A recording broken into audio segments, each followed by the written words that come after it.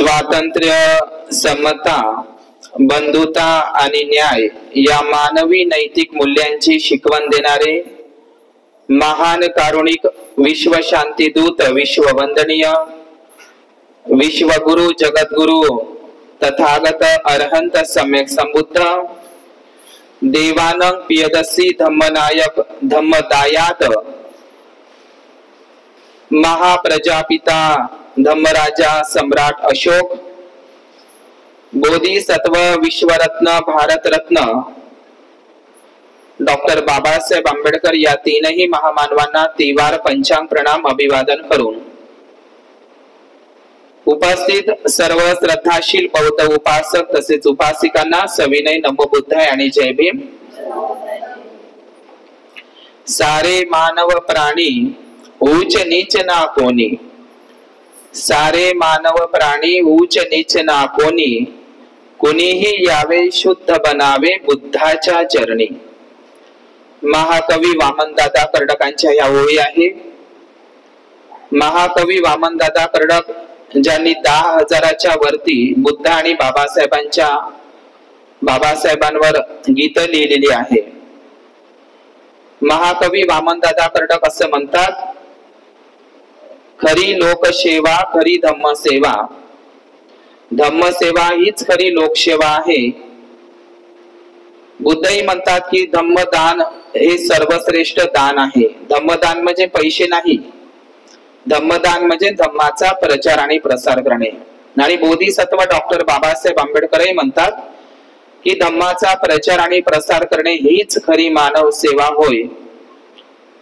आणि आज या वर्षावासाच्या कालावधीच्या निमित्तानं बोधिसत्व बाबासाहेबांचा अखेरचा ग्रंथ बुद्ध आणि त्यांच्या धम्मग्रंथामधला या वर्षावासामध्ये त्याचं वाचन, पठन, चिंतन होत आहे। आज आपण अशा एका महान व्यक्तीची एक जीवन कथा, जीवन कहाणी आपण ऐकणार आहोत, ज्यांनी परोपकार, सद्भावना आणि मानवी सेवेसाठी, खास करून भिक्खू संघाच्या सेवेसाठी आणि ज्यांना अरहंत सम्यक संबुद्धाची धम्म सेवा करण्याची संधी उपलब्ध झाली, अशा महान व्यक्तीचं नाव म्हणजे बिंबिसार, मगध राजा बिंबिसार यांच्या राज दरबारी काम करणारा राजवैद्य जीवक यांची कहाणी आपण या ठिकाणी घेत आहोत। जीवकाची धम्मदीक्षा असं हे प्रकरण आहे।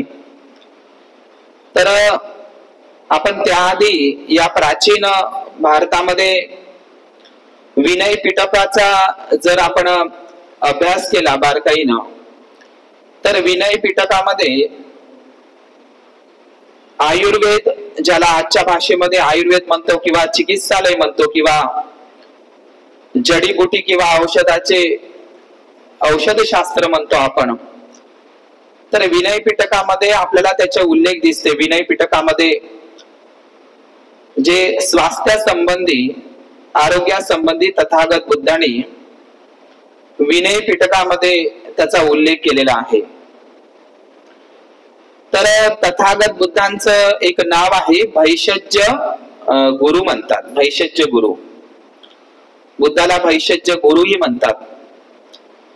आणि चतुपरिस्कारामध्ये जे चतुपरिस्कार, जे दान तथागत बुद्धांनी सांगितलेलं आहे, त्याच्यामध्ये आवास, भिक्खू कुटी निवास दान, जे दुसरं भोजन दान आहे, तिसरं चिवर दान आहे, आणि त्यानंतर जे चौथं भैषज्य दान आहे। भैषज्य दान म्हणजे भिक्खू संघाला केवळ आवासच नाही, तर केवळ चिवर दानच नाही, तर केवळ भोजन दानच नाही, तर भिक्खूंना भैषज्य सुद्धा दान दिलं पाहिजे। भैषज्य म्हणजे औषधीचं दानही दिलं पाहिजे।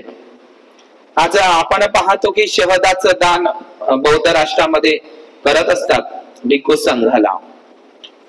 तर हे भैषज्य दानाची जी परंपरा आहे, बुद्धाच्या काळापासून बुद्धाने सुरू केलेली परंपरा, भिक्खूंच्या भिक्खूंचे जे काही अन्न आहे, वस्त्र आहे, निवारा आहे, आरोग्य आहे आणि शिक्षण, या मानवी मूलभूत गरजा जशा प्रत्येक मनुष्याला लागते त्याचप्रमाणे भिक्खूंना सुद्धा या गरजा लागतात.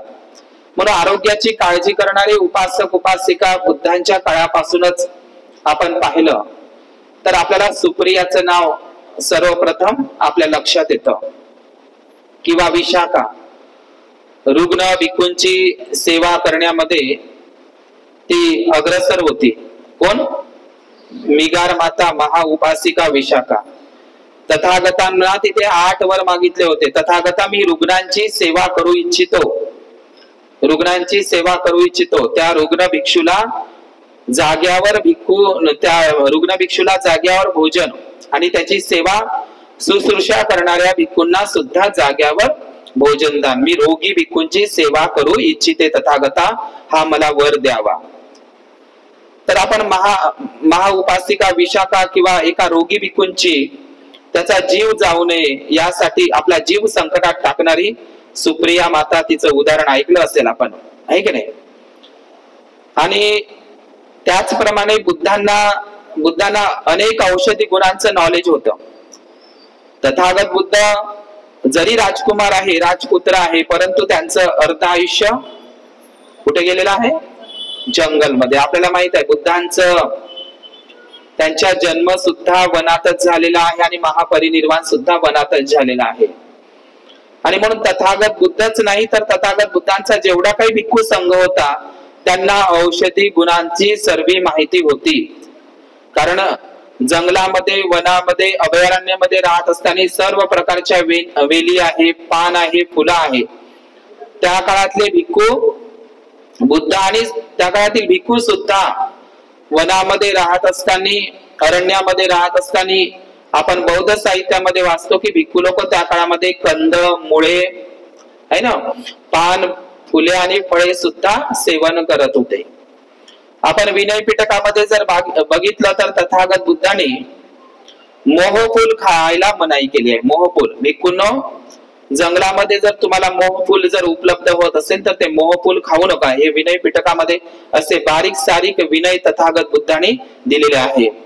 जे काही पान वगैरे आहे, जसं आपण जे तांबूल पान म्हणतो काय तुम्ही खाता वगैरे जे, तर ते पान खायला भिक्खूंनी भगवंतांनी मनाई केलेली नाही. ते औषधी गुणाचं आहे, पण त्याला तंबाखू लावून जर तुम्ही, त्याला जर्दा राहून जर तुम्ही खात असेल तर भगवंतांनी मनाई केलेली आहे. लक्षात घ्या. ते विनय पिटकामध्ये आहे. तुळस विनय पिटकामध्ये उल्लेख आलेला आहे. गुड, साखर, खडी साखर, शहद, ताक, दही, लोणी, तूप आणि दूध, भगवान बुद्धांनी याला औषध म्हटलेलं आहे. तर आपल्याला ही औषधी गुणांच्या संदर्भात औषधाची जाणकारी स्वतः तथागत बुद्धांनाही होती आणि म्हणून तथागत बुद्धांना भैषज्य गुरु म्हणतात. ते जगातील मनाच्या रोगाचं निदान फक्त तथागत बुद्धालाच करण्यात आलं. मनोवैज्ञानिक आणि मनोचिकित्सक बुद्ध आहे. शारीरिक व्याधींबरोबर मानसिक व्याधींचाही इलाज तथागत बुद्धांनी केलेला आहे. तथागत बुद्धांकडे दोन पद्धती होत्या. एक उपचार पद्धती होती आणि एक उपाय पद्धती होती. तर बुद्धालाच भैषज्य असं एक नाव आहे. भैषज्य बुद्ध सुद्धा म्हणतात. भैषज्य म्हणजे काय तर औषध. भैषज्य म्हणजे औषधी होते. आणि म्हणून आपल्या भारतामध्ये वैद्यनाथ तुम्ही नाव ऐकलं असेल, किंवा आपल्या मराठवाड्यामध्ये बीड जिल्ह्यामध्ये वैजनाथ नाव आहे. वैजनाथ परळी म्हणतात किंवा वैद्यनाथ म्हणतात. म्हणजे अतही अत्तनो नाथो लोकनाथेन पूजिता. बुद्धालाच लोकनाथ म्हणतात, विश्वनाथ म्हणतात, जगन्नाथ म्हणतात आणि वैद्यनाथ सुद्धा हे बुद्धाचंच एक नाव आहे. तर या प्राचीन जम्बूद्वीपामध्ये बुद्धापासून सुरू असलेली जी परंपरा आहे, तर या प्राचीन जम्बूद्वीपामध्ये जे काही 75 पेक्षा जास्त जे जागतिक बौद्ध विद्यापीठ होती जगाच्या पाठीवरची पहिल्यांदा, जी तक्षशिला, नालंदा, विक्रमशिला, पुष्पगिरी किंवा मोगलमारी, अग्रोहा, अखनूर अशा सारखे जे काही 75 पेक्षा जास्त बौद्ध युनिव्हर्सिटी होत्या. तर या बौद्ध युनिव्हर्सिटीमध्ये विद्या होती. त्यामध्ये शिल्पविद्या तर होतीच होती. एकूण 5 प्रकारच्या प्रमुख विद्या होत्या. अनेकही विद्या होत्या, परंतु त्यामध्ये आणखी एक विद्या शिकवल्या जात होती भिक्खूंना. ती म्हणजे चिकित्सा विद्या. चिकित्सा विद्या म्हणजे औषधीच्या संदर्भातली जानकारी त्या बौद्ध विद्यापीठामध्ये दिल्या जात होते. आपण प्रामुख्यानं जगाच्या स्तरावर, जागतिक स्तरावर जर विचार केला की जगातील पहिलं हॉस्पिटल कोणतं, जगातील पहिलं चिकित्सालय, रुग्णालय म्हणा किंवा दवाखाना म्हणा किंवा आजच्या भाषेमध्ये हॉस्पिटल म्हणा, तर जगातलं प्रथम हॉस्पिटल हे श्रीलंकेमध्ये मिळालेलं आहे. युनेस्को धडावरमध्ये आहे ते 2000 वर्षापूर्वीच. आणि आजही ते 2000 वर्षापूर्वीचं जे हॉस्पिटल आहे, जगातील पहिलं हॉस्पिटल जे बौद्ध भिक्खूंनी सुरू केलं, आजही ते आजतागायत, आजही ते श्रीलंकेमध्ये भिक्खू संघ त्या ठिकाणी चिकित्सा विद्या ग्रहण करतात आणि चिकित्सा विद्या त्या ठिकाणी ग्रहण करून अनेकांना चिकित्सा विद्या शिकवण्याचं अध्ययन आजही. मग हे जगातील पहिलं जे चिकित्सालय आहे किंवा ज्याला हॉस्पिटल म्हणू, तर हे बौद्ध राष्ट्रामध्ये श्रीलंकेमध्ये आहे. जेव्हा संघमित्रा, राजनंदिनी संघमित्रा जेव्हा श्रीलंकेला गेली आणि मिहिंतलेनं पहिल्यांदा पाय ठेवला श्रीलंकेला, तर ते अनुराधपूर या ठिकाणचं मिहिंतले नावाचं शहर, जगातील पहिलं हॉस्पिटल श्रीलंकेतील मिहिंतले म्हणजे महेंद्रावरूनच ते नाव पडलेलं आहे. म्हणजे भारत भूमीवरून श्रीलंका भूमीवर जेव्हा महेंद्र गेले तर त्यांनी मिहिंतले या शहरामध्ये पाव ठेवले. तर जगातील पहिलं हॉस्पिटल श्रीलंका येथील मिहिंतले हे हॉस्पिटल आहे. ते बौद्ध भिक्षूंनी सुरू केलेलं होतं, आजही ते सुरू आहे. पांडुक भया नावाच्या एका बौद्ध राजांनी ते चालू केलेलं आहे. त्याला शिविक सोत्ती शाला म्हणून ते पाली भाषेमध्ये त्याचं नाव आहे. या पांडुक भया नावाच्या बौद्ध राजानं सुरू केलेलं ते हॉस्पिटल आणि नंतर बुद्धदास नावाचा एक महान डॉक्टर त्या ठिकाणी होऊन गेलेला आहे, असा श्रीलंकेचा इतिहास आहे. तर ही चिकित्सा विद्या ही प्राचीन जम्बूद्वीपाची आणि लंका द्वीपाची, ज्याला सिलोन द्वीपाची ही विद्या आहे. तर बौद्ध धर्मामध्ये आपण आणखी एक नाव जर घेतलं तर आपल्याला मिलिंद प्रश्न जर तुम्ही वाचला तर मिलिंद प्रश्नामध्ये एक नाव दिसतं तुम्हाला, धन्वंतरी. दिवाळीच्या दिवशी धनत्रयोदशी म्हणतात त्याला, धन्वंतरी. मिलिंद प्रश्नामध्ये धन्वंतरी शब्दाचा उल्लेख केलेला आहे. धन्वंतरी, तर मग धन्वंतरी कोण आहे? तर धन्वंतरी गुप्त काळातील भिक्खूंचं नाव आहे. ज्याप्रमाणे बुद्धाला विष्णूचा 9वा अवतार बनवलं, त्याचप्रमाणे गुप्त काळातील धन्वंतरी नावाच्या भिक्खूला सुद्धा विष्णूचा अवतार बनवलेला आहे. त्याचे शिलालेख पाटलीपुत्र पटण्याला कुंभार संग्रहालयामध्ये ठेवलेले आहे. धन्वंतरी भिक्खू आरोग्य विहारे दानस, म्हणजे धन्वंतरी नावाच्या भिक्खूला हे आरोग्य विहार आम्ही दान करत आहोत असा अभिलेख त्या ठिकाणी लागलेला आहे. कुठे? पाटलीपुत्र पटण्याला. म्हणून लक्षात घ्यायचं आहे, धन्वंतरी हे कुठलं ब्राह्मणी शब्द नाही. धन्वंतरी हा बौद्ध भिक्खू आहे, गुप्त काळातील भिक्खू आहे, 5व्या शताब्दीमध्ये. लक्षात घ्यायचं आहे, धन्वंतरी भिक्खूंचं एक नाव आहे. त्यानंतर आणखी आपण एक कुशाण काळामध्ये जर गेलो तर कुशाण काळामध्ये आणखी एक भिक्खू आहे ज्याचं नाव आहे चरक. तुम्ही चरक संहिता नाव ऐकलं असेल.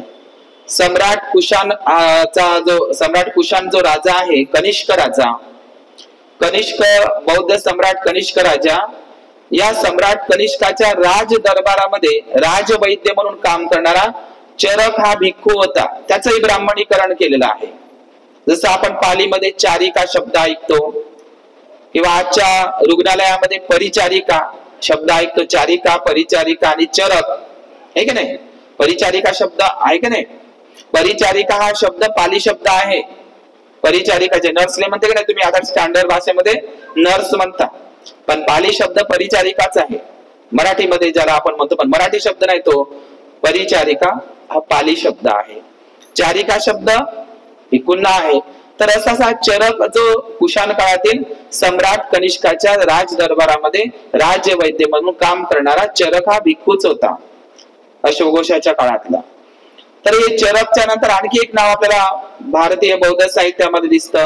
सुश्रुत असेल, सारंगधर असेल, हे नाव आपल्याला सापडतात. याचे नावाचे उल्लेख मिलिंद प्रश्न ग्रंथामध्ये याचे उल्लेख आलेले आहे.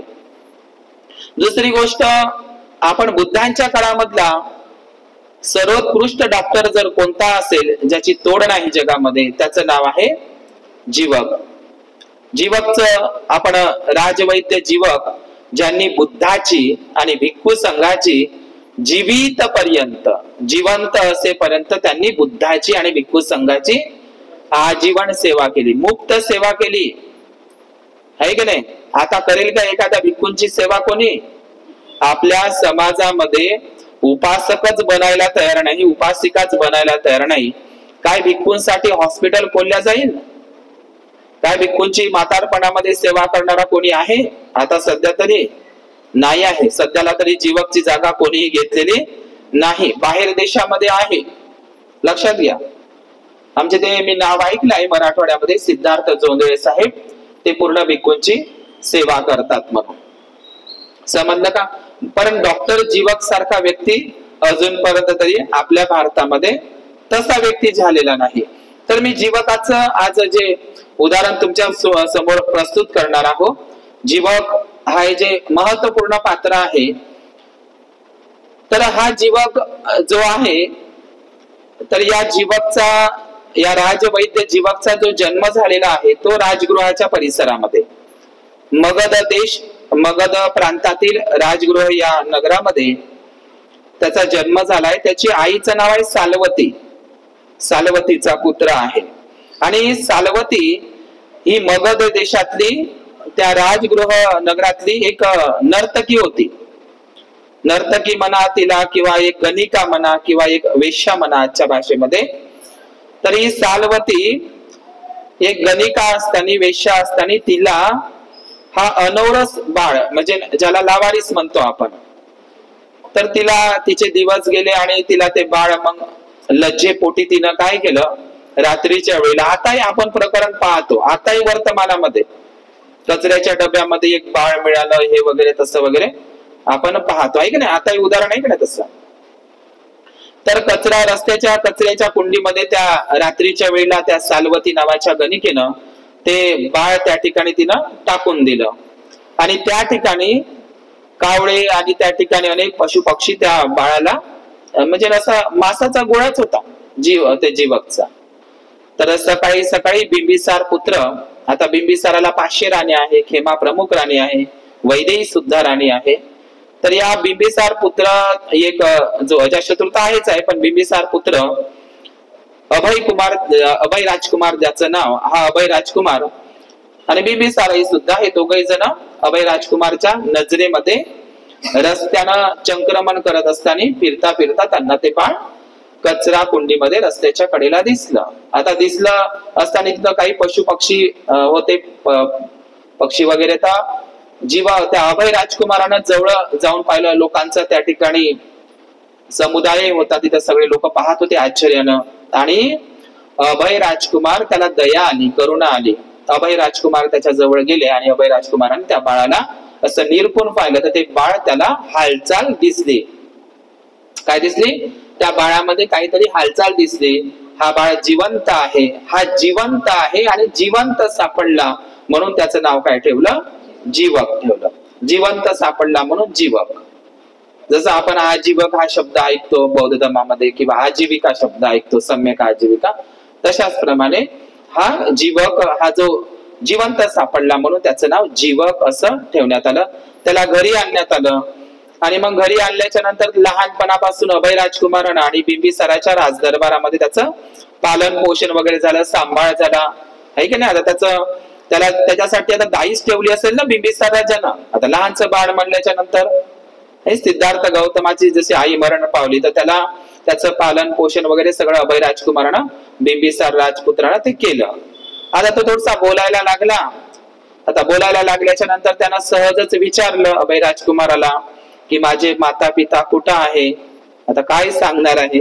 आपण ही कहाणी कबीराची ऐकली असेल, अशी कबीराची कहाणी किंवा पौराणिक काळामध्ये कर्णाची कहाणी आहे अशीच. तर सेम ही कहाणी जीवकची आहे, जीवकची आहे. तर मग जीवक थोडासा तरुण अवस्थेमध्ये असताना त्याला मग चिकित्सा विद्यालयासाठी आणि अनेकही विद्या ग्रहण करण्यासाठी तक्षशिला या ठिकाणी पाठवण्यात आलं. अभय राजकुमारांनी त्याला तक्षशिला या विद्यापीठामध्ये तक्षशिला याच्यामध्ये पाठवलं. तक्षशिलामध्ये अहिंसक अंगुलिमाल, राजा प्रसेनजीत, बंधुल मल्ल, महालिच्छवी आणि हा जीवक हे सहपाठी होते. तक्षशिलामध्ये शिकलेले विद्यार्थी होते, लक्षात घ्यायचं. तर हा जीवक त्या ठिकाणी गेला आणि त्या ठिकाणी त्यांनी 7 वर्ष सर्व शास्त्रांचं आणि खास करून औषधी गुणशास्त्राचं, चिकित्सा शास्त्राचं त्यांनी पूर्ण काय केलं, अभ्यास केला, त्यांनी अध्ययन केलं. जीवकनं 7 वर्ष लागली त्यांना ही सगळी चिकित्सा विद्या शिकायला. आणि चिकित्सा विद्या शिकल्याच्या नंतर असं बौद्ध साहित्यामध्ये उल्लेख आहे, काही बौद्ध साहित्यामध्ये त्यांच्या गुरुचं नाव आत्रेय असं सुद्धा सांगितलं जातं. तर त्यांनी सर्व शिक्षा ग्रहण केल्याच्या नंतर त्याचे जे गुरु म्हणत आहे त्या तक्षशिलामध्ये की हे जीवक, या संपूर्ण वनामध्ये, या जंगलामध्ये तुला जायचं आहे आणि म्हणजे औषधी असणारे जे काही झाडापाला आहे तुला आणायचं आहे की ज्याच्यामध्ये औषधी गुण नाही आहे, जे औषधी नाही आहे, म्हणजे जे औषधी नाही आहे असा तुला ते पत्ते आणायचे आहे. तर मग जीवक त्या संपूर्ण जंगलामध्ये फिरला आणि त्यानं रिकाम्या हाताने आला तो आणि आपल्या गुरुला म्हणत आहे की जंगलामध्ये असं एकही वनस्पती, मला असं एकही वृक्षवेली वगैरे काही दिसलं नाही, सर्वच्या सर्व मला औषधीच जाणवल्या, आहे की नाही. तर या औषधी गुणांचं त्याला इतकं नॉलेज होतं आणि मग तो त्याला काही अडचणी गेल्या कारण तो अनवरस असल्यामुळे. आणि नंतर जीवक हा करुणाशील होता, दयावान होता आणि त्याला जाणीव होती की माता पिता, त्याला माता पित्याचं प्रेमही मिळालं नव्हतं आणि मग लोकांनी त्याला वाचवलं, त्या अभय राजकुमारांनी वाचवलं. आणि म्हणून त्यांनी असा निश्चय केला की मी आज जी वैद्यकीय चिकित्सालय, जे औषधी गुणशास्त्राचा अभ्यास केलेला आहे, तर मी एक हॉस्पिटल टाकेन आणि एक डॉक्टर म्हणून, एक चिकित्सालय म्हणून, चिकित्सक म्हणून मी आता गरीब लोकांची, गरीब रुग्णांची काय करेन, सेवा करेन. कारण लोकांनी वाचवलं तर आता माझं संपूर्ण जीवन मी लोकसेवेसाठी अर्पण करेन, असा त्याला निश्चय केला. आणि मग तो हा जीवक त्या ठिकाणी अध्ययन करून मग तो पहिल्यांदा आला साकेत नगरीला. त्याचा पहिला जो रुग्ण आहे कोणाचा, जीवकचा, राजवैद्यचा, तर पहिला रुग्ण त्याला भेटला साकेतला. तर साकेतला एक श्रेष्ठी होता. श्रेष्ठी म्हणजे काय, तर सेठ, पाली शब्द सेठ आहे म्हणजे धनाढ्य व्यक्ती. त्याची जी पत्नी होती तर त्या पत्नीचा जो रोग होता तो रोग, पत्नीचा रोग श्रेष्ठीच्या म्हणजे साकेतच्या श्रेष्ठीच्या पत्नीचा रोग जीवकने बरा केला. त्याच्या आयुष्यातला पहिला रुग्ण साकेतचा आहे. म्हणून तथागत बुद्धाने त्या स्त्रीवर इलाज केला. तर जीवक हे या जगातील पहिले स्त्रीरोग तज्ञ आहे, लक्षात घ्यायचं. स्त्रीरोग तज्ञ जे आज वेगवेगळ्या याच्यासाठी वेगवेगळे राहतात ना तज्ञ, दंतरोग तज्ञ, नेत्ररोग तज्ञ वगैरे. तर स्त्रीरोग तज्ञ सुद्धा जीवक, राजवैद्य जीवक होते. दुसरा त्यांना जो रुग्ण मिळाला तो प्रत्यक्ष तर असं बौद्ध साहित्यामध्ये उल्लेख आहे की 16,000 काशार्पण त्याला पहिल्याच पेशंटसाठी मिळाले. साकेच्या श्रेष्ठीनं त्याच्या पत्नीचा रोग दूर केला म्हणून 16,000 काशार्पण, सोन्याच्या मोहरा, समजला. आणि एक दासी, एक दास, एक रथ आणि एक घोडा त्याला दान केला त्या संगत. मग तो पायी आला असेल पण तो मात्र नंतर रथानं कुठे आला, मग राजगृह नगरीमध्ये आला. तर राजगृह नगरीमध्ये तुम्हाला माहितच आहे बुद्धाचा सेवक आहे धम्मदायात, कोण, जो दानी होता राजा, बिंबिसार राजा. बिंबिसार राजाला भगंदर झाला. भगंदर आजच्या भाषेमध्ये काय म्हणतात त्याला, मूळव्याध. तर मूळव्याध रोग तज्ञ सुद्धा कोण होता, बिंबिसार राजाचा भगंदर नावाचा रोग म्हणजे मूळव्याध नावाचा रोग जीवकने बरा केला होता. राजा एवढा खुश झाला होता कारण खूप असह्य वेदना होत होत्या राजाला, बिंबिसार राजाला. त्यानंतर त्यांच्या 500 राणीचे अलंकार, दागदागिने त्याला बक्षीस म्हणून दिले आणि बिंबिसाराला तर आपल्याच राज दरबारामध्ये ठेवून घेतला. आता त्याच्याच दरबारामध्ये तो लहानाचा मोठा झाला होता, पण आता तो कुठे जायचं नाही जीवक, आमच्याच राज दरबारामध्ये राहायचा. आणि त्याला एक राजवैद्य पदवी म्हणून त्याला बहाल केली. कोण? बिंबिसार राजानं. यानंतर तू राजांची, राजकुमारांची आणि या राजगृहातल्या प्रजेची तू काय करायची? सेवा करायची फुकटमध्ये. ठीक आहे ना. राजवैद्य म्हणून त्याची नियुक्ती झाली. नंतर बिंबिसार राजा बुद्धाचा उपासक झाला, संघाचा उपासक झाला तो. तर मग बुद्धा म्हणजे मग राजवैद्य जीवकला बिंबिसाराने सांगितलं की तू बुद्धाची आणि बुद्धाच्या भिक्खू संघाची सुद्धा सेवा शुश्रूषा करायची. तर त्याच्यासाठी बिंबिसारानेच निवड केली, लक्षात घ्या. तर तिसरा जो रुग्ण आहे, पेशंट आहे, जो मिळाला, तर तो आहे राजगृहाचा एक श्रेष्ठी आहे. राजगृहाचा एक श्रेष्ठी. तर त्याचा डोकेदुखीचा त्याला त्रास होता. आता मायग्रेन म्हणतो. आता खोपडीचा इलाज, खोपडीचा म्हणजे लक्षात घ्या, मेंदूरोग तज्ञ कवटीचे ऑपरेशन केलं.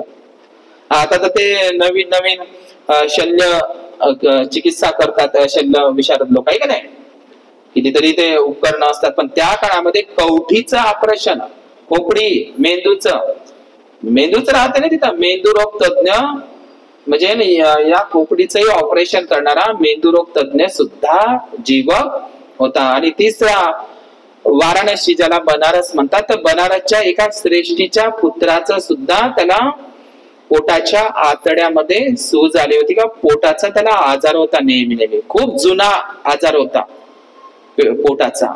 तर तोही जीवकनं बरा केला. म्हणून जीवक हे पेट रोग तज्ञ सुद्धा होते. पहा एवढे सारा याच्यामध्ये तज्ञ होते. आणि बौद्ध साहित्यामध्ये असाही उल्लेख आहे की हे हा जीवक नावाचा राजवैद्य जीवक बालरोग तज्ञ सुद्धा होता त्या काळातला. कोण होता? बालरोग तज्ञ. आणि दुसरी गोष्ट, हा जो राजवैद्य जीवक पिलिया रोग तज्ञ सुद्धा होता. काय होता? ज्याला कावीळ म्हणतो आपण, पंडुरोग म्हणतात त्याला, पंडुरोग, पिलिया, आणि तिला त्याला कावीळ म्हणतो. म्हणजे बुद्धाच्या काळामध्ये रोग होते, आजचे जसे आहे तसे. तर पिलिया रोग तज्ञ म्हणजे पिलिया रोग म्हणजे कावीळ रोग तज्ञ सुद्धा होता. समजलं का? सांगण्याचं तात्पर्य म्हणजे हा जो राजवैद्य जीवक आहे, या राजवैद्य जीवक जेव्हा तथागत बुद्धाला, तुम्हाला माहित आहे ना, ग्रीदकूट पर्वतावरून देवदत्तानं दगड आहे का नाही असा ढकलून दिला होता. तर भगवान बुद्धांच्या डाव्या पायाच्या अंगठ्याला तो दगड तर मधामध्येच थांबला, पण त्याचा एक चिपोरा आहे ना, मिलिंद प्रश्नामध्ये उल्लेख आहे, चिपोरा भगवान बुद्धांच्या डाव्या पायाच्या अंगठ्याला लागला, रक्तस्राव चालू झाला. तर त्यावेळी मलमपट्टी कोण केली? औषधी जीवकनच केलेली आहे का नाही. जशी लहानपणी आपण पाहतो सिद्धार्थ गौतमांनी राजहंस पक्षाला मलमपट्टी केली, तर त्याचप्रमाणे जीवक राजवैद्याने बुद्धाला, ते देवदत्ताचे प्रकरण आहे. एवढंच नाही तर बुद्धाला एकदा पोटाचा भरपूर असा आजार झाला होता, ज्याला पेट गॅस म्हणू शकतो आपण. तर पोटाचा आजार, विकार वाढत असताना तथागत बुद्धांची त्यांनी ते सुद्धा सेवा केलेली आहे जीवकनं. बुद्धाचीच नाही तर संपूर्ण भिक्खूंची सुद्धा सेवा त्या काळामध्ये जीवकनं केली, राजा बिंबिसाराच्या आणि नंतर अजातशत्रूंच्या आदेशावरून. लक्षात घ्या. तर हा पिलिया रोग तज्ञाची मी एक कहाणी छोटीशी सांगतो. तुम्ही आजचं जे 16 महाजनपद होती, त्या 16 महाजनपदापैकी एक महाजनपद म्हणजे अवंती नावाचं. अवंती, आता अवंती कोशाला म्हणतात? मध्य प्रदेश मध्ये. त्याला वास्तविक पाहता बुद्ध प्रदेश म्हणतात, म्हटलं जातं अशोकाच्या काळामध्ये. तर या मध्य प्रदेशामध्ये क्षिप्रा नदीच्या काठावर उज्जैन नावाचं एक शहर आहे ना, उज्जैन. उज्जैनचं प्राचीन नाव आहे अवंती. बुद्धाच्या काळामध्ये काय म्हणायचे? अवंती किंवा अवंतिका, त्याला उज्जैन म्हणतात. त्याला महिष्मती सुद्धा नाव आहे माळवा प्रांतामध्ये. महिष्मती ते आहे काय बाहुबली काय सिनेमामध्ये. तर हे महिष्मती, अवंती आणि उज्जैन हा एकच परिसर आहे. या अवंती उज्जैनला सम्राट अशोकांनी 15 वर्ष राज्यकारभार चालवला आहे. आणि अवंती बुद्धाच्या काळापासूनच बौद्ध स्थळ आहे, लक्षात घ्या. त्या ठिकाणी महाकात्यायन नावाचा जो व्यक्ती आहे आणि सोनकुटिक्कन नावाचा एक व्यक्ती आहे, बुद्धाकडे चीवर घ्यायला गेला होता बुद्धाच्याच काळामध्ये. महाकात्यायन ज्यांनी पाली भाषेचं व्याकरण तयार केलं. तर महाकात्यायन हा अवंतीचा आहे, उज्जैनचा आहे. बुद्धाकडे चीवर घेतलं त्याने. आणि तो कोणाच्या दरबारात राहायचा? राजपुरोहित चंड प्रज्योत. बुद्धाच्या काळामध्ये अवंतीचा जो राजा होता, बिंबिसाराचा तसा तो मित्रही होता, त्याचं नाव आहे चंड प्रद्योत. नाव काय आहे? चंड प्रद्योत, किंवा त्याला चंद प्रज्योतही म्हणतात. तर हा चंड प्रद्योत नावाचा राजा अवंतीचा म्हणजे आजच्या उज्जैनचा राजा, त्याच्या राज दरबारामध्ये राजपुरोहिताचा मुलगा महाकात्यायन हा भिक्खू बनण्यासाठी श्रावस्तीला गेला होता, लक्षात घ्या. भगवान बुद्ध श्रावस्तीला आणि महाकात्यायनांना आग्रह केला होता तथागत बुद्धाने उज्जैनला यावं, परंतु तथागत बुद्ध नाही आले. त्यांनी आपल्या काही भिक्खूंना पाठवलं. तर हा म्हणजे चंड प्रज्योत जो राजा आहे बुद्धाच्या काळामधला, तो बुद्धाचा उपासक होता, त्याचा मित्र होता बिंबिसार राजा. आता बिंबिसार राजाचा जसा रोग बरा केला भगंदर मूळव्याधचा, मग याला पिलिया नावाचा रोग झाला. कोणाले? या अवंती उज्जैनच्या राजाला चंड प्रद्योतला रोग झाला पिलिया नावाचा. मग बिंबिसार राजाला निरोप धाडला दूताद्वारे की आमच्या राज दरबारी एक राजवैद्य जीवक आहे, तो प्रत्येक रोगाचं काय करतो? निदान करतो, उपचार करतो. मग बिंबिसार राजाने त्याला पाठवलं अवंती उज्जैनला, त्या महिष्मतीला. तर मग आल्याच्या नंतर काय झालं, या जीवकनं राजांना सांगितलं की मी हा पिलिया नावाचा हा पंडुरोग मी बरा करतो, त्यासाठी तुम्हाला तूप औषधीमध्ये ते तूप मिश्रण करून ते घ्यावं लागेल.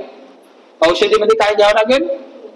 तूप मिश्रित, म्हणजे त्याच्यामध्ये घी मिश्रित करावं लागेल. म्हणजे तूप मिसळून ते औषधी तुम्हाला घ्यावं लागेल. जे काही जडीबुटी असेल, पानपत्ती वगैरे असेल, केवळ तूप नाही, केवळ घीच नाही, जे काही जडीबुटी जे पत्तीचं जे काही औषधी आहे त्याच्यामध्ये तुम्हाला तुपामध्ये ते घ्यावं लागेल. असं ते कोणाची अट होती? जीवकची अट होती त्याची. मग जीवकनं राजाला तसा सल्ला दिला. राजाला पहिलेच तुपाचा हिक होते, आजही काही लोकांनी तुपाचा वासच येते, मलाच येते. आता काय सांगायचं, तर काही लोकांना खूप तूप खायला त्याला रुपये असं वगैरे, खूप काही लोक तर खूपच तुपाचे डबे घेऊन फिरतात बा. काही बायांना तर लयच आहे बाबा, मस्त बाबासाहेबांच्या पुण्याने मस्त तुपाचे डबे, तुपाच्या पुण्य आहे बाबा आता, आहे की नाही. तर तूप हे औषधी आहे. विनय पिटकामध्ये घीला औषधी म्हटलंय भगवान बुद्धांनी, त्याची मात्रा असावी. तर मग ते चंड प्रद्योत राजा म्हणते मी नाही, म्हणते मला शिसारी आहे, मला रीस येते म्हणते, ते तुपामध्ये मी खाणार नाही. आता जीवक चिंतेमध्ये पडला, जोपर्यंत हा तुपामध्ये त्या घी मिश्रित हे औषधी घेणार नाही तोपर्यंत याचा रोग काही दुरुस्त होणार नाही, चिंतेत पडते. तर मग ते काय करते जीवक, त्यांच्या न पच्छामध्ये ते त्याला ते देते. राजाला सांगते आहेच नाही म्हणते याच्यामध्ये, आणि त्याला, कारण जीवकाला चिंता असते, कारण ते बिंबिसार राजानं पाठवलेलं असतं ना, आणि रोग बरा व्हावा, त्याला दया असते, करुणा असते की हा बरा व्हावा राजा. तर मग ती औषधी देते. आणि मग जीवक काय करते, रात्रीला असा उल्लेख आहे की त्याची एक हत्तीनी होती, हत्तीने तयार केली, माणसं तयार ठेवले, राजाला औषध देऊन देते आणि रात्रीलाच तो पळून येते मगध देशामध्ये. समजलं? अवंती देशातून मगध देशामध्ये रात्रीलाच पळते. कोण? जीवा. कायच्यासाठी? कारण ते औषधी तर त्याला दिली राजाला, आणि उद्या जर माहित पडलं का मला यानं माझी काय केली, यानं चेष्टा केली, मला तुपाची शिसारी असून तुपाचा मला वास येते, मला तूप आवडत नाही, तरी यानं मला तूप चारलं, म्हणजे उद्या जर ते माहित पडलं, तर राजाला माहित पडलं, तर मग तो मला हत्तीच्या पायाखाली देऊ शकेल किंवा मृत्यूदंडही देतो, ते लक्षात घ्या. तर मग जीवक रात्रीला निघून आला इकडं. सकाळी राजा उठला आणि त्याला ते जाणवलं त्याला तुपाचं, त्याला थोडस हे झालं, जाणवलं. आणि मग त्यांनी विचार केला की त्यांना मग ते आपले राज सैनिक वगैरे पाठवले त्याच्या शोधामध्ये, तोपर्यंत तो रात्रीलाच निघून गेला होता. कोण? जीवक मगध देशात राजगृहामध्ये. समजलं तुम्हाला? निघून गेला होता. आणि मग बिंबिसाराच्या दरबारी मग राजवैद्य जीवक जात आहे आणि मग दुसऱ्या दिवशी म्हणा किंवा मग सकाळीच म्हणा तो रोग त्याचा बरा झाला चंड प्रज्योत राजाचा. मग त्यांनी काय तर बाबा नजराना म्हणजे जीवकनं आमच्या राजदरबारात यावं, आम्ही त्यांचं काय करू, मस्त आदर सत्कार करू, गौरव करू. पण जीवक काय आला नाही, त्याला नजरानाही पाठवला असंही मी उल्लेख आहे. नजराना म्हणजे त्यांना काशार पण जे काही ताण द्यायचं हत्ती घोडे वगैरे त्या काळातली ती परंपरा होती. परंतु मग राजाला जाणवलं की याचा आपण वध नाही केला पाहिजे, ज्यांच्यामुळे आपला पिलिया नावाचा रोग दूर झालेला आहे. समजलं की ही चंड प्रज्योतची कहाणी आहे. जीवकनं जे हॉस्पिटल निर्माण केलं होतं, जीवक हा एक असा डॉक्टर आहे की त्यांना हॉस्पिटल निर्माण करत असताना त्या काळामध्ये जे हॉस्पिटल होते किंवा ज्याला आपण दवाखाना म्हणतो किंवा चिकित्सालय म्हणतो, तर बुद्धाच्या काळामध्ये जनावराची चिकित्सा आणि मनुष्याची चिकित्सा एकाच ठिकाणी होत होती. बरं आता होते का? आता जनावरांचे दवाखाने वेगळे आहे का नाही? पशुवैद्यकीय अधिकारी, तुम्ही त्याला ढोर डॉक्टर म्हणता, आहे का नाही? आहे का नाही? पशुवैद्यकीय अधिकारी म्हणजे ढोर डॉक्टर त्याचे म्हणजे जनावरांचे दवाखाने पशूंचे दवाखाने वेगळे आहे आणि माणसाचे दवाखाने वेगळे. पण बुद्धाच्या काळामध्ये है नाही औषध म्हणजे दवाखाने जनावरांचे आणि मनुष्याचे दवाखाने एकाच ठिकाणी, आणि जीवकनं असं हॉस्पिटल निर्माण केलं होतं की त्या ठिकाणी मनुष्याची चिकित्सा व्हायची आणि पशूंची सुद्धा चिकित्सा व्हायची. हे पाहायचं असेल तुम्हाला, जो मध्य प्रदेशचा स्तूप आहे भडवू स्तूप, त्याचे शिलालेख आहे कलकत्त्याच्या संग्रहालयामध्ये, त्याच्यावर जीवकचा दवाखानाच काढलेला आहे. कसा आहे तर जीवक एका खलबत्त्यामध्ये औषधी कुटत आहे आणि जे असे शिके नाही का तुम्ही भाकरीला वगैरे असे ठेवता, तुम्ही भरूचच्या बौद्ध स्तूप जे त्याच्यामध्ये तुम्ही मोबाईलवर सर्च केलं तुम्हाला जीवकचा दवाखाना कसा होता ते दिसतं. म्हणजे अशी झोपडी आहे आणि झोपडीच्या वरत असे शिके जे भाकरी तसे ते कापडामध्ये अशा औषधी अशा लोंबकाळत आहे आणि जीवक एका याच्यामध्ये काय करत आहे, खलबत्त्यामध्ये औषधी कुटत आहे आणि जीवक दुसऱ्यांदा काय करत आहे, दुसऱ्याला ते औषधी पोटाला ते मलम लावताना दिसत आहे. आणि तिथं बिमार जनावरांचे दृश्य सुद्धा आहे. हॉस्पिटलच काढलेलं आहे त्या शिलालेखांवर दगडांवर भरू स्तूपावर. तर हा जीवकचा हॉस्पिटल होता. पशु चिकित्सा आणि मनुष्य चिकित्सा एकाच ठिकाणी केली जात होती बुद्धाच्या काळामध्ये. नंतर मात्र सम्राट अशोकाच्या कालखंडामध्ये मात्र आपण पाहिलं की महान सम्राट अशोकांनी भिक्खूंच्या सेवेसाठी तर ठीकच आहे, परंतु सम्राट अशोकांनी म्हणजे जे राहगीर लोक आहे, रस्त्यानं चालणारे जे लोक आहेत त्यांच्यासाठी पानपोया निर्माण केल्या होत्या सम्राट अशोकांनी. दुतर्फा झाडं, मोठी मोठी वडाची आणि पिंपळाची झाडं सुद्धा सम्राट अशोकांनी लावली होती. दुतर्फा झाडं मोठी मोठी वडाची आणि पिंपळाची दोन्ही रस्त्यानं, कारण भिक्खू लोक चपला घालत नाही, मग दोन्ही बाजूला सावलीला भिक्खू लोक चालतील. बघा सम्राट अशोकांचं लक्षात घ्या. एवढंच नाही की भिक्खू लोकांना तहान लागेल म्हणून रस्त्यावर म्हणजे उपासकांना आणि भिक्खूंना नाही सुद्धा, तर ते पानपोया समज तुम्हाला आजच्या काळामध्ये. एवढंच नाही तर जे रस्त्यानं चालणारे जे गुराखी आहे किंवा मग जे चालणारे पशु आहेत त्यांनाही तहान लागेल म्हणून त्यानं ते असे हौद खुले करून म्हणजे असे त्याच्यामध्ये जनावरांनी सुद्धा पाणी प्यायचं. म्हणजे मनुष्यासाठी भिक्खूंसाठी एवढंच नाही, मनुष्यासाठी तर दवाखाने चिकित्सालय पहिल्यांदा सम्राट अशोकांनी नंतर खोलले आणि जनावरांचे दवाखाने सुद्धा सम्राट अशोकांनी. पण सम्राट अशोकाचं वेगळं होतं. सम्राट अशोकांनी पशु चिकित्सालय आणि मनुष्य चिकित्सालय वेगवेगळी केली, पण बुद्धाच्या काळामध्ये एकाच ठिकाणी होती.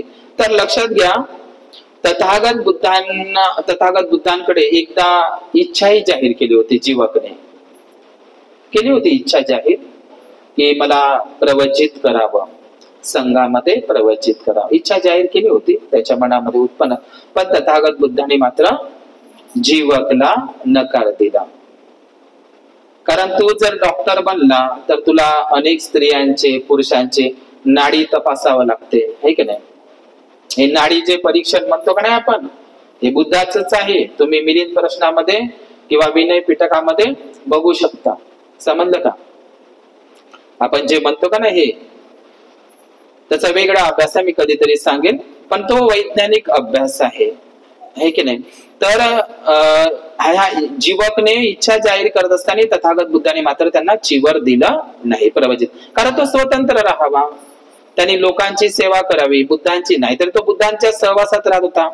असं बौद्ध साहित्यामध्ये उल्लेख आहे की तो दिवसातून 2 वेळा बुद्धांना जात होता, म्हणजे सकाळीही जात होता आणि संध्याकाळी जात होता. 2 चक्रा तो बुद्धाकडे मारत होता. कारण राजगृहामध्येच राहत होते, कारण बुद्ध त्यावेळी वेळुवनामध्ये राहायचे. तर हा जो जीवक आहे, तर जीवकाला तथागत बुद्धाने प्रवज्जा दिली नाही. आता कधी कधी काही लोक प्रश्न, आमचे काही भिक्खू लोक डॉक्टर पदवी वगैरे लावतात, तुम्हाला कसं वाटतं ते लावतात का नाही डॉक्टर वगैरे पदवी, आहे की नाही? तर बुद्धानं जर राजवैद्य जीवकला, हा जो पशुवैद्यकीयही होता, जीवक काय होता? पशुवैद्यकीय होता, ढोर डॉक्टरही होता. तर या बालरोग तज्ञ, पेट रोग तज्ञ, स्त्री रोग तज्ञ, मेंदू रोग तज्ञ, पिलिया रोग तज्ञ, भगंदर रोग तज्ञ, पशुरोग तज्ञ आणि मनुष्य रोग तज्ञ, एवढा तज्ञांची जाणकारी त्यांच्याकडं होती. कोणाकडं? जीवककडं. एवढा हुशार होता, बुद्धिमान होता, चाणाक्ष होता जीवक. तर बुद्धाने का त्यांना प्रवचित केलं नाही? करायला लागत होतं ना, कारण तो स्वतंत्र राहावा, त्याने लोकसेवा करावी, आहे की नाही? तर त्याने खरोखरच बुद्धाची आणि भिक्खू संघाची आजीवन सेवा केली जीवकनं. तर आता मी असंच एका व्यक्तीला विचारलं, बुद्धाने तर डॉक्टर लोकांना मनाई केली आहे चिवर घ्यायला, तर आहे ना, आता असं तुम्हाला उदाहरण माहितच असेल आता कोणाचं आहे ना, तर आहे ना जाऊ द्या, कुणाचं नाव घ्यायचं नाही, आपण मोबाईल मध्ये आहोत. तर लक्षात घ्या, म्हणजे एखाद्या स्त्रीचा हातही पकडावा लागतो, एखाद्या पुरुषाचाही हात पकडावा लागतो, आणि तो स्वतंत्र राहत नाही. एकतर त्याने धम्माच्या सेवेसाठी वाहून घ्यायचं आहे 24 घंटे, आहे की नाही? नाही तर मग चिकित्सा हा एक व्यवसाय आहे ना, व्यवसाय आहे, सेवा आहे, ही खरी गोष्ट आहे, परंतु धम्माची सेवा आणि ही सेवा एकत्रितपणे नाही होऊ शकत, एकाच वेळी नाही होऊ शकत, आहे की नाही? म्हणून बुद्धाने त्याला स्वतंत्र ठेवलं, त्याला भिक्खू संघामध्ये प्रवचित केलेलं नाही. तर बौद्ध साहित्यामध्ये असा उल्लेख आहे की जीवकने तथागत बुद्धाचं ते वेळुवन, राजगृहामधलं वेळुवन आजही आहे, जे बिंबिसाराने दान केलं होतं, ते वेळुवन तथागत बुद्धाला आणि भिक्खू संघाला दूर पडत होतं. म्हणून त्यांनी जीवकनं आम्रवन, एक अंबवन राजगृहामध्ये, आजही तुम्ही गेले वैभार पर्वताच्या त्या ठिकाणी रोडवर तुम्हाला ते जीवक आणि एक आम्रवन सुद्धा बुद्धाला दान केलेलं होतं. आणि जीवक हा असा एक व्यक्ती आहे, नमिकार माता एक विशाखा अशी व्यक्ती आहे, जीवक मुळेच भिक्खूंना नवीन चिवर परिधान करण्याची संधी उपलब्ध झाली. समजलं का? नाही तर आधीचे भिक्खू लोक, म्हणजे महाउपासिका विशाखा माता आणि जीवक यांचं एक अग्र स्थान आहे की भिक्खूंना नवीन चिवर परिधान करण्याची संधी जीवकनेच नवीन चिवरदान पहिल्यांदा बुद्धाला, भिक्खू संघाला, असा बौद्ध साहित्यामध्ये उल्लेख आहे. आणि तेव्हापासून भिक्खू लोक बौद्ध साहित्यामध्ये ते उल्लेख आहे की नवीन चिवर स्वीकारण्याची भगवान बुद्धांनी भिक्खूंना संमती दिली, अनुमती दिली. तर सम्राट म्हणजे बुद्धाच्या काळापासून म्हणा किंवा मग सम्राट अशोकाच्या काळामध्ये मी जो द्वितीय शिलालेख याचं पठन करतो, सवत देवान पिय पियदस्सिनो रायो दो चिकित्सा कत्ता मनुष्य चिकित्साय पशु चिकित्साय. म्हणजे हा जो सम्राट अशोकाचा द्वितीय शिलालेख आहे, त्याच्या शिलालेखामध्ये सम्राट अशोक, सवत म्हणजे काय? सर्वत्र, कत्ता म्हणजे काय? तर करता. तर मी देवानाम प्रिय सम्राट अशोक, मी पशु चिकित्सा आणि मनुष्य चिकित्सा मी तयार करतो, असं द्वितीय शिलालेखामध्ये सम्राट अशोकाचा उल्लेख आहे. म्हणजे जीवकची परंपरा, बुद्धाच्या काळातली परंपरा सम्राट अशोकांनी सुद्धा चालवलेली आपल्याला दिसतात. परंतु बुद्धाच्या काळामध्ये पशूंचे आणि मनुष्यांचे दवाखाना एकाच ठिकाणी इलाज होता, पण सम्राट अशोकांनी मात्र पशूंचे आणि मनुष्याचे चिकित्सालय वेगवेगळे निर्माण केलेले होते. आपण नंतरच्या कालखंडामध्ये जर एक महायानी भिक्षू आहे, नागार्जुन नावाचे भिक्खू, ज्यांना औषधीचं खूप मोठं नॉलेज होतं. नागार्जुन आहे, नागार्जुन मिलिंद प्रश्नाचं जर आपण वाचन केलं तर नागार्जुन सोबतच नागसेन भंतेजींना सुद्धा औषधीचं संपूर्ण नॉलेज होतं. दुसरी गोष्ट, हा जो जीवक आहे ज्यांनी आजीवन तथागत बुद्धांची सेवा केली, तुम्ही जगप्रसिद्ध अजिंठा बुद्ध लेण्या बघा. अजिंठा बुद्ध लेण्यामध्ये, ह्या जगप्रसिद्ध अजिंठा बुद्ध लेण्यामध्ये परिचारिकाची काही चित्र आलेली आहे. परिचारिका म्हणजे आजच्या ज्या नर्स आहे का नाही, नर्स, ज्या नर्स स्त्रिया इलाज करत असताना, म्हणजे एखाद्या रुग्णाला जसं आम्ही जरी चिवर आजारी पडलं तर हॉस्पिटलमध्ये आमचे चिवर ठेवत नाही, ते तिथलेच कपडे परिधान करून देतात. आणि तिथले ज्या परिचारिका असतात, नर्स असतात किंवा ते डॉक्टर असतात, त्यांचा ड्रेस कोड तुम्हाला अजिंठामध्ये दिसेल. आजच्या ज्या नर्स परिचारिका वगैरे घालतात ना, त्याचं तुम्हाला चित्रांकन अजिंठा लेणीमध्ये तुम्हाला दिसतं. म्हणजे बघा किती प्रगत, म्हणजे गुप्त काळापर्यंत, सातवाहन काळापर्यंत परिचारिका होत्या, हे आपल्याला बौद्ध साहित्यामधून दिसतं. तर ही जी जीवकची जी कहाणी आहे, तर या जीवकने आजीवन पर्यंत तथागत बुद्धांची आणि भिक्खू संघाची सेवा केली आहे. राजवैद्य जीवकने, तर हा राजवैद्य जीवक त्याच्या इतिहासामध्ये अजरामर आहे. तथागत बुद्धांनी त्यांचा खूप मोठा गुणगौरव केलेला आहे. बिंबिसार राजांनी सुद्धा त्याची स्तुती केलेली आहे. आणि ही राजवैद्य जीवकची परंपरा भारतात जरी नष्ट झाली असेल, परंतु मात्र विदेशामध्ये जेवढे काही बौद्ध कंट्री आहे, त्या बौद्ध कंट्र्या म्हणजे जपान असेल, कोरिया असेल, चायना असेल, जेवढ्या काही जगाच्या पाठीवरच्या बौद्ध कंट्र्या असेल, बौद्ध देश असेल, त्या ठिकाणी कोणत्याही भिक्खुनींकडून कुठल्याही प्रकारचा मोबदला घेतला जात नाही. फ्री मध्ये चिकित्सा केली जाते बौद्ध राष्ट्रामध्ये. समजलं का? आपल्याकडे तर नाही आहे बाबा तसं, आहे की नाही? पण ते जे मरत असेल तर मरू द्या, कारण इथं उपासकच बनायला तयार नाही तर जीवक बनतील, आहे की नाही? म्हणजे त्याच्या डॉक्टर जीवक बनतील, आहे की नाही? नुसते आहे की नाही? तर बौद्ध राष्ट्रामध्ये ती परंपरा चालू. मी आता मगाशी सांगितलं, जगातील पहिलं चिकित्सालय हॉस्पिटल जर असेल तर श्रीलंकेमध्ये. लक्षात घ्या, म्हणजे जगातलं पहिलं हॉस्पिटल जर कोणी निर्माण केलं असेल तर बौद्ध भिक्षूंनी 2000 वर्षापूर्वीच. आताही ते श्रीलंकेमध्ये चालूच आहे. जगातमध्ये युनेस्को मध्ये गेलेलं आहे ते. ती परंपरा आजही श्रीलंकेनं सुरूच ठेवलेली आहे. लक्षात घ्या, भारतामध्ये जीवक नावाचा व्यक्ती अजूनही झालेला नाही आहे का? झालेला आहे का? तुमच्या आजूबाजूला एखादी वगैरे आहे? कोरोनामध्ये वगैरे, आहे की नाही? कोरोनामध्ये सुद्धा कोणाची कोणाला पर्वा नव्हती. तर लक्षात घ्या, आरोग्य परम लाभ म्हटलेला आहे भगवान बुद्धाने. आरोग्य परम लाभ आहे की नाही? भूक हा भयंकर रोग आहे. भूक जर भयंकर रोग असेल तर त्यावरची दवा अन्नच आहे. अन्न ही औषधासारखीच घ्यावी, त्याची मात्रा असते, एक उचित मात्रा असते, भगवान बुद्धाने सांगितलेलं आहे. मग शारीरिकच नाही तर मानसिक रोगाचे निदान करणारे, जगातील मानसिक रोगाचे निदान करणारे तथागत सम्यक संबुद्धच होते. आपण हे लक्षात घ्या. तर ही बुद्ध काळातली ही जीवकाची ही कहाणी, शाल्वती पुत्राच्या जीवकाची ही कहाणी. जीवक हा अजरामर आहे बौद्ध साहित्यामध्ये. भवतु सर्वमंगल, भवतु सर्वमंगल. ठीक आहे, आता आजचं प्रकरण कसा